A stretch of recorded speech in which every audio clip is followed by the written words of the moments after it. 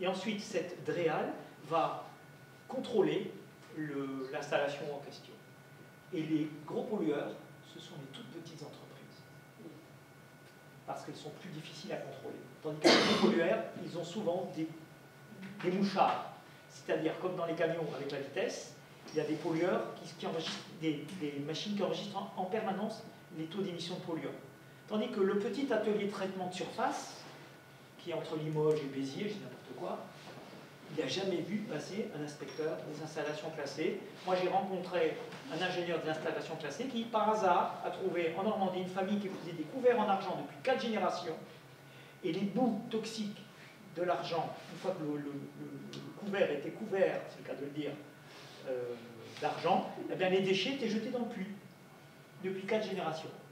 Par contre, une installation comme Flins-Renault, l'usine Renault à Flins, entre Paris et Rouen, ils sont inspectés en permanence.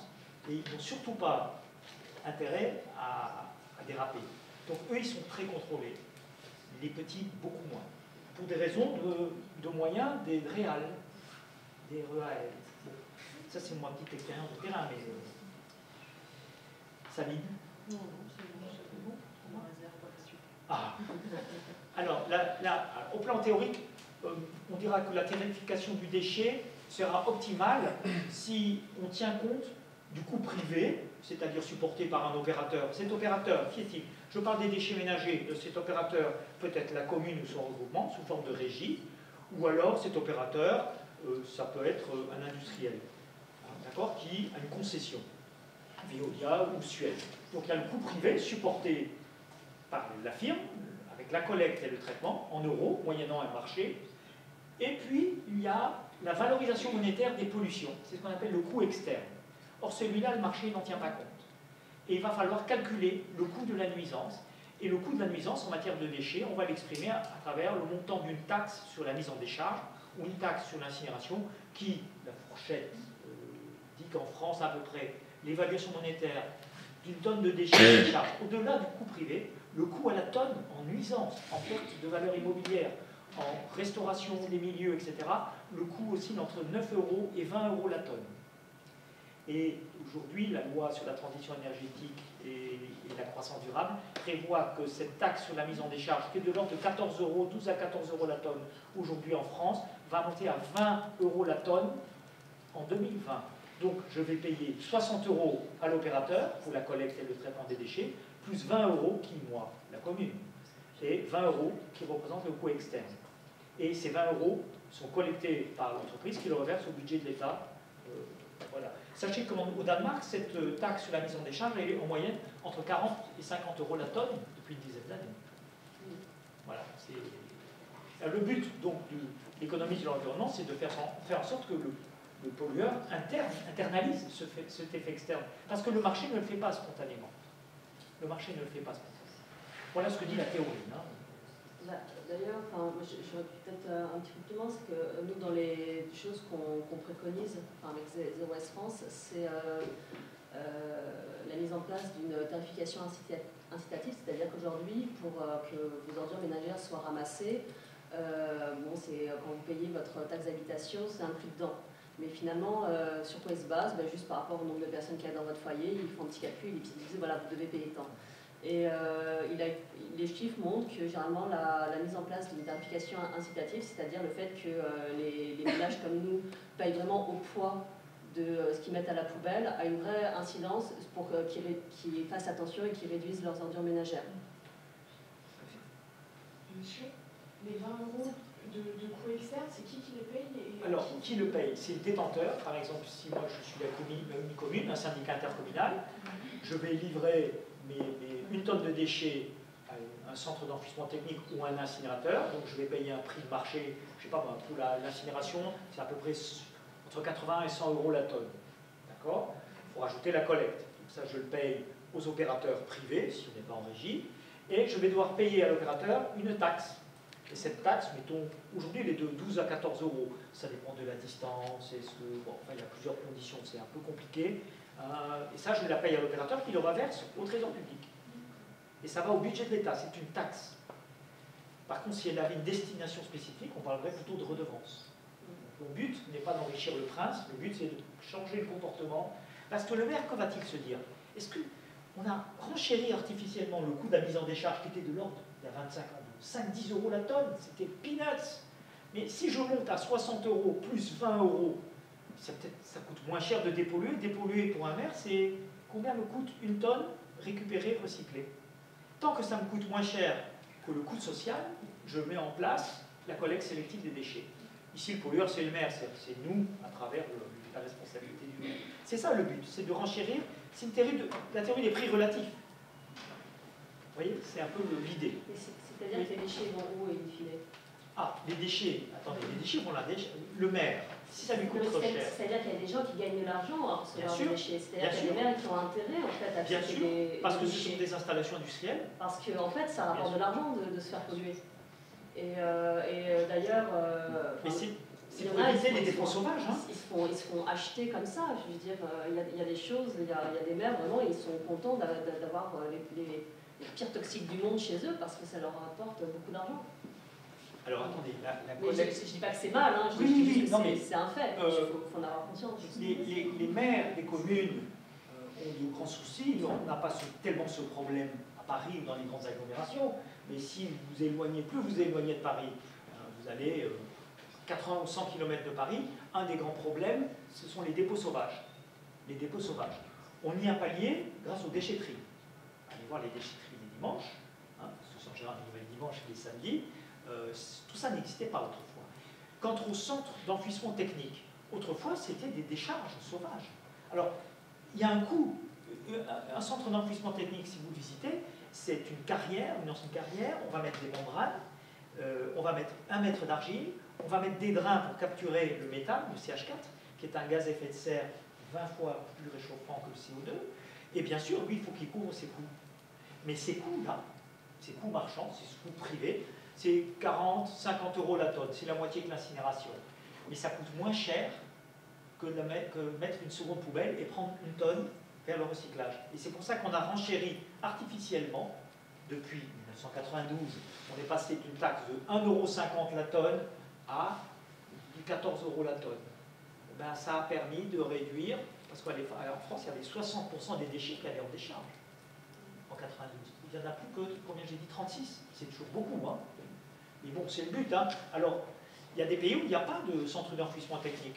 Le centre d'enfouissement technique, c'est l'ensemble de la nature. Il y a des pays où vous avez des kilomètres de déchets. Et il y a un 5e continent qui est des plastiques qui flottent. Moi, je préfère qu'il soit quelque part dans un centre d'enfouissement technique contrôlé ou une incinération contrôlée que formant un 5e continent. Mais... Ouais, sauf que juste, il y a des plastiques qui viennent, qui forment le 5e continent, qui viennent de ces décharges, qui en fait se sont répandues dans les rivières. En fait, ce qu'on oublie souvent, c'est que tous les déchets, enfin pas tous, mais je crois les déchets de Surfrider, je ne sais pas, c'est quelque chose comme 80-90%, enfin c'est juste énorme. Tous les déchets qu'on retrouve en mer, c'est des choses qui viennent de la terre. C'est genre, vous jetez votre mégot de clope dans la rue à Paris, ils se retrouvent dans la mer. Et ça, souvent, les gens ne réalisent pas, c'est que les déchets qu'on retrouve dans la mer, ils viennent des terres, et ils viennent aussi, et ça a été montré que les décharges, il y avait des gros problèmes de décharges qui s'étaient répandus dans les rivières et qui se retrouvent derrière dans la mer. Mais ces installations, dans les décharges, vous avez ce qu'on appelle les centres d'enfouissement technique, et puis vous avez des décharges qui sont pratiquées par des maires, hein, alors qu'ils n'ont pas l'autorisation du préfet. Et c'est cette loi de 1992 qui voulait fermer, il y avait sur les 6000 décharges en France, il y en avait 3000 qui n'étaient pas autorisées par les préfets, qui étaient pratiquées, mais sans autorisation. Bon, il en reste encore, hein, 1000. Et c'est sur ces décharges-là qui posaient des problèmes. Mais maintenant, je vais vous inviter, pas maintenant, mais une autre fois, visiter le second centre d'enfouissement de l'Île-de-France, qui s'appelle Vers-le-Petit, à côté d'Évry, à 8 km de mon université, et vous verrez ce centre-là, il n'y a rien qui vole là. Mais c'est inspecté par... c'est une installation classée, et c'est le plus grand, c'est le CIREDOM, qui est le plus grand syndicat intercommunal en matière de tonnage et d'habitants desservis, après le SMICTOM de Paris. Et je vous assure que quand l'installation est classée, et autorisée et contrôlée, les papiers et les plastiques ne s'envolent pas, parce qu'ils sont automatiquement, c'est une couche de déchets, une couche d'argile, une couche de déchets, une couche d'argile, avec des pelleteuses. Et ça coûte de l'argent parce qu'il y a des personnes, il faut payer des cotisations sociales, certes, il y a des actionnaires à rémunérer, je suis d'accord avec vous, c'est vrai. Puis après, il y a aussi la pollution quand même du site. Oui, avec ce qu'on appelle les lixiviats. Les lixiviats, qui sont les jutes d'écharpe, en effet. C'est pour ça qu'aujourd'hui, les lixiviates, on va les récupérer et on va les amener dans des stations d'épuration de l'eau. Et après, on les rejettera dans les milieux. Quand la décharge est bien gérée, hein. Je ne suis pas actionnaire de... Non, mais bon. Et quant aux appels d'offres, moi j'ai été élu dans une vie antérieure, ben on a 2-3 candidats pour faire la collecte ou le traitement des déchets et on évalue les compétences et les prix et le respect des normes environnementales. Tout à l'heure, je vous ai dit que même si on respectait les normes environnementales, on avait quand même des polluants. Mais l'histoire du 5e continent, là, avec les plastiques qui flottent, ils ne viennent pas tous de pays de l'Union européenne, ils viennent aussi d'autres pays où il n'y a aucune obligation de les mettre en décharge. Ils sont jetés à même au bord de la route, tout simplement. Et ce que c'est compliqué. Mais en effet, le meilleur déchet, comme on dit d'une manière très banale dans tous les colloques, le meilleur déchet est celui qu'on ne produit pas. Là, vous avez raison. Cela dit, par rapport au plastique, dans le cadre du Pyrénées, il y a pas mal qui a un programme de recherche sur le bassin de la Seine. On a lancé pas mal de travaux sur la question de la circulation des plastiques, qui ne sont pas encore aboutis, donc je ne peux pas vous dire, et le résultat c'est ça, mais qui visent justement à quantifier dans le bassin de la Seine quelle est la circulation des plastiques et qu'est-ce que c'est qui finit dans la mer à la fin. Et on a quand même des quantités. Les premiers travaux qui sont conduits montrent que ces quantités sont très importantes. Donc, je crois qu'il faut quand même relativiser le bienfait des installations classées. Et je voudrais juste ajouter qu'on a aussi, dans le cadre du Pyrénées, on a à un certain moment, c'est pas moi, c'est des collègues qui sont allés voir justement les registres d'installations classées pour voir qu'est-ce que c'est qui était marqué comme étant la pollution de tel industriel pour la pollution de l'eau. Et on s'est rendu compte qu'il y avait un décalage complet entre ce qui était enregistré dans les fichiers et ce qui motivait la taxe appliquée à l'industriel et ce que l'industriel faisait, tout simplement parce que les registres ont été mis en place après la loi sur l'eau 64 et n'ont pas été mis à jour en fonction de l'évolution des procédés de fabrication, etc. etc. Donc il y a certes une inspection des installations classées qui a le mérite d'exister. La loi sur les installations classées, elle a le mérite d'exister depuis 1812. Mais a quand même ses limites. Bien sûr. Il ne suffit pas d'être classé pour les... Bien sûr. Si vous voulez, on va reprendre bien sûr. Sur les décharges. Oui. Un peu plus tard. D'accord, ok. Juste sur le financement, donc là, je vais vous présenter la vision théorique de l'économie. S'il y a peut-être une question ou d'autres...